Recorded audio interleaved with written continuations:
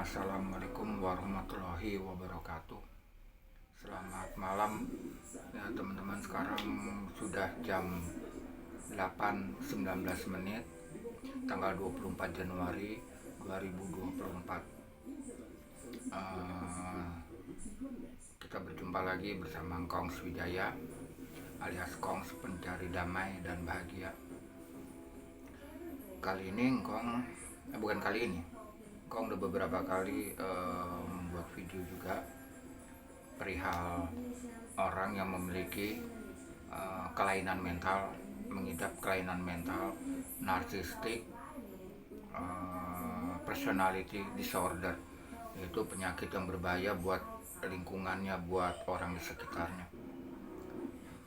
Dan untuk video sekarang ini, Kong akan menampilkan lagi beberapa video rangkuman dari para pakar atau para ahli kejiwaan yang membahas tentang penyakit kelainan mental narcissistic personality disorder atau disingkat NPD itu ya teman-teman. Dan ini tidak sekonyong-konyong saya ingin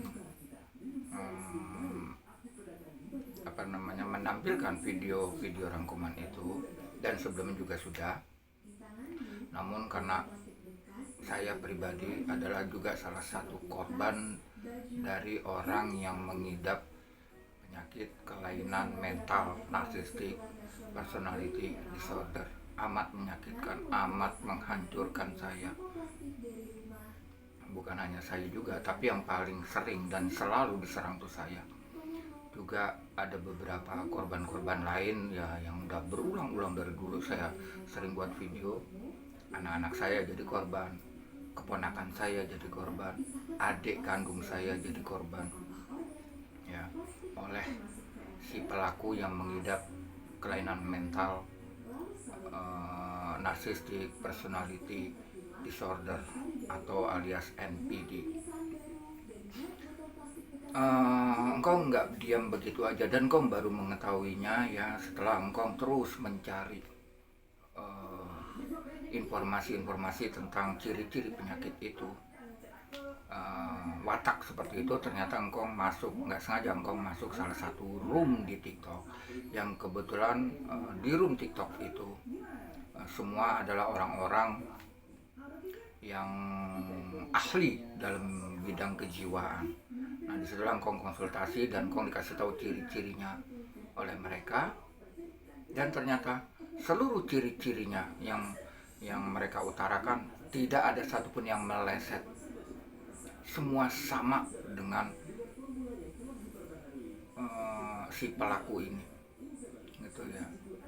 Kau benar-benar hidup kau dihancurkan, dan kau memang ini jujur baru tahu kok ternyata si pelaku ini mengidap penyakit kelainan mental seperti itu. Awalnya engkau menganggap ini memang watak bawaan lahir atau apa, ternyata gitu. Dan ada salah satu pakar kejiwaan, ahli kejiwaan yang bahwa orang yang sudah mengidap kelainan mental seperti itu sulit sekali disembuhkannya, bahkan nggak bisa disembuhkan. Itulah makanya tapi engkau tetap masih mencoba. Kemarin engkau coba hubungi salah satu konten kreator yang sudah viral, udah jutaan subscribernya, yang videonya selalu menolong ya, di videonya ya, di konten-kontennya tuh selalu menolong ODGJ.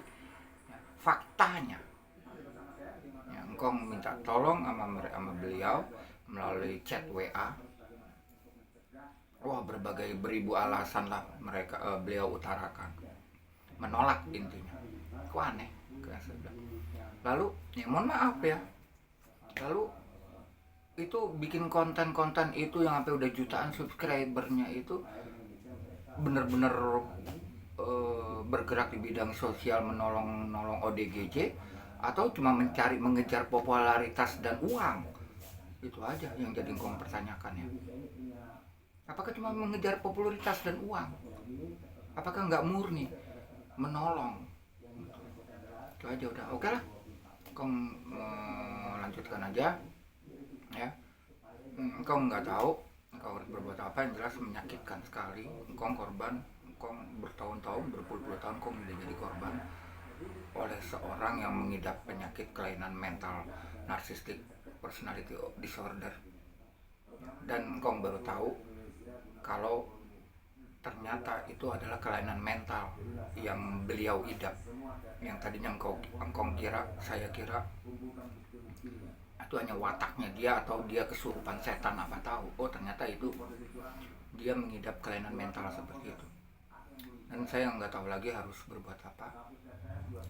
Saya pasrah kalau saya harus mati karena jantungan, saya mati karena kena stroke atau apa akibat dari perbuatannya mereka, ya sudahlah, saya pasrah aja ya. Tapi walaupun begitu saya tetap berusaha. Semoga aja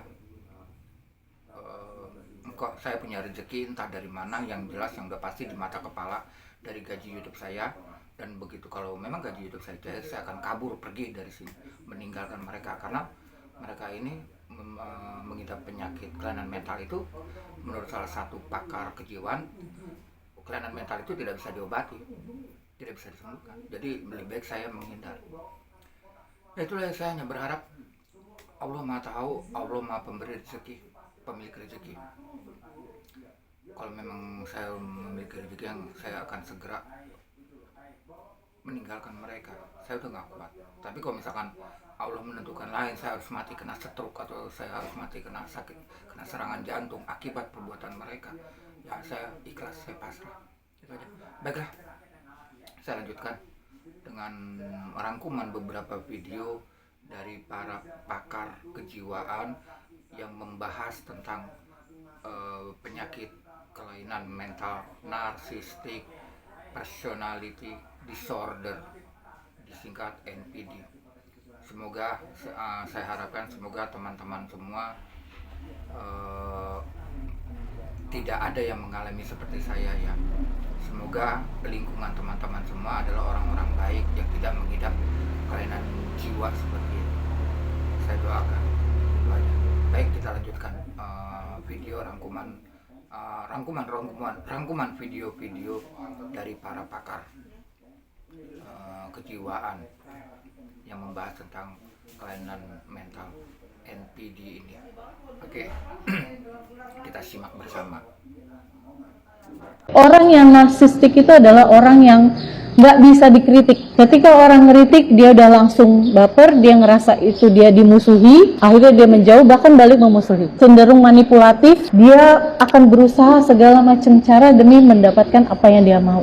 Meskipun dengan cara menipu, mengadu domba, orang-orang tipe narsistik itu adalah sangat-sangat manipulatif. Mereka nggak bisa dengan tulus sayang sama orang lain, kasihan sama orang lain, itu nggak bisa. Sayangnya, narsistik ini bukan karena genetik, tapi karena pola asuh. Pastinya kita semua pernah ketemu dengan tipe orang kayak gini. Orang tuh selalu aja salah di mata dia. Dia doang yang paling bener deh pokoknya. Orang-orang kayak begini ini ada, dan mereka itu kelihatannya aja kayaknya baik gitu, karena mereka mudah bertopeng, omongannya itu kayaknya lembut, tapi sebenarnya ada itu tadi, ada modusnya, ada niatnya, dan dia hanya berbuat baik ketika dia melihat ada keuntungan di situ.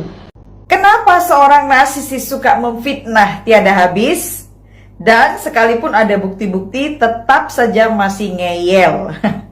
Ini pertanyaan bagus ya. Seorang narsisis adalah seorang yang harus mempertahankan image-nya yang palsu yang dia bangun di dalam dirinya, yaitu sebagai orang yang paling penting, paling hebat, paling spesial dari semua orang. Nah, untuk menyelamatkan, melindungi image ini, maka si narsisis harus melakukan yang namanya fitnah kepada orang-orang lain. Khususnya jika ada orang yang berani berbeda pendapat dengannya, berani berkata tidak terhadapnya, berani mengkritiknya, berani menegurnya atas satu kesalahan, atau berani membongkar kebohongannya, ya. Nah, itu yang pertama. Jadi untuk menyelamatkan dan melindungi image-nya yang palsu itu. Kemudian yang kedua, seorang narsisis itu adalah seorang pecundang. Kenapa? Karena seorang narsisis harus mengharapkan validasi-validasi dari banyak orang bahwa dia adalah orang yang benar, bahwa dia adalah orang yang penting, bahwa dia adalah orang yang hebat, ya. Nah, dalam hal ini, kenapa seorang narsisis sampai harus memfitnah? Itu karena mereka sudah tahu bahwa mereka tuh telah melakukan kesalahan. Mereka tahu bahwa mereka telah melakukan hal yang tidak baik kepada orang lain. Untuk menutupi itu, maka mereka tidak bisa sendirian. Mereka tidak bisa menghadapi kenyataan itu bahwa mereka telah melakukan satu kesalahan, ya. Maka mereka harus mencari sekutu, ya. Mereka harus menyebarkan fitnah kepada orang lain tentang targetnya atau korbannya tadi, yang berani tidak setuju tadi, yang berani berbeda pendapat tadi, yang berani menegurnya, yang berani mengkritiknya, yang berani berkata tidak terhadapnya tadi, dengan cara mengerahkan orang-orang untuk membenci atau memandang negatif si target atau korbannya, ya. Karena mereka pecundang, mereka perlu orang-orang lain untuk mengkonfirmasi bahwa si narsisis ini benar, ya. Yang ketiga, karena seorang narsisis memang tidak mau bertanggung jawab. Seorang narsisis adalah seorang yang tidak akan pernah mau mengakui kesalahannya, apalagi mempertanggungjawabkan kesalahannya. Ya, yang keempat, kenapa narsisis suka memfitnah? Karena narsisis sangat ingin mendominasi, menguasai, mengendalikan orang lain. Oleh karena itu, kalau si narsisis mau memfitnah satu target atau korbannya, biasanya narsisis akan menggerakkan atau menggunakan flying monkeys-nya, ya. Flying monkeys-nya inilah sekutunya, agen-agennya, kaki tangannya untuk menyebarkan fitnah. Tujuannya adalah untuk menguasai, mengendalikan targetnya atau korbannya, supaya targetnya atau korbannya turut atau taat kepada si narsisis. Ya, itu beberapa alasan kenapa seorang narsisis suka memfitnah. Kayak gimana sih rasanya punya hubungan dengan orang narsistik? Pertama, kamu akan selalu berhati-hati agar tidak menyenggol ego dia sehingga membuat dia marah. Yang kedua, hidup kamu akan berpusat untuk dia. Pengorbanan demi pengorbanan akan kamu lakukan hanya untuk kepentingan dia semata. Ketiga, dia akan melakukan manipulasi untuk mengikat kamu sehingga kamu tidak bisa lepas dari genggaman dia. Nah, celakanya, orang-orang narsistik ini hampir nggak pernah ke psikolog. Ya buat apa? Karena mereka nggak pernah merasa dirinya salah. Korban-korbannya lah yang akhirnya membutuhkan pertolongan sehingga mencari tenaga kesehatan mental profesional. Ternyata penyakit narcissistic personality disorder itu susah disembuhkan. Sekalipun dibawa ke psikiater, itu tetap tidak bisa disembuhkan. Dan tidak akan pernah ada kesadaran dari orang yang punya penyakit narcissistic personality disorder. Orang yang punya penyakit mental seperti ini tidak akan pernah merasa bersalah dengan apapun yang dia lakukan. Karena menurut dia, setiap langkah-langkahnya itu adalah benar dan tidak peduli dia telah menyakiti banyak hati orang lain, karena memang orang NPD tidak punya empati. Di konten saya sebelumnya saya pernah bilang bahwa orang yang punya penyakit NPD mungkin bisa disembuhkan dari perhatian orang-orang yang ada di sekitarnya, perhatian dari keluarga. Tapi saya nggak yakin hal itu bisa terjadi. Jadi, buat kalian saat ini yang ada di antara orang yang punya penyakit mental seperti ini, kuat-kuatkanlah iman kalian. Karena kalian harus bisa menerima sakit hati yang terus-menerus. Dan harus siap dengan semua tindakan dia, manipulatif dia, playing victim dia.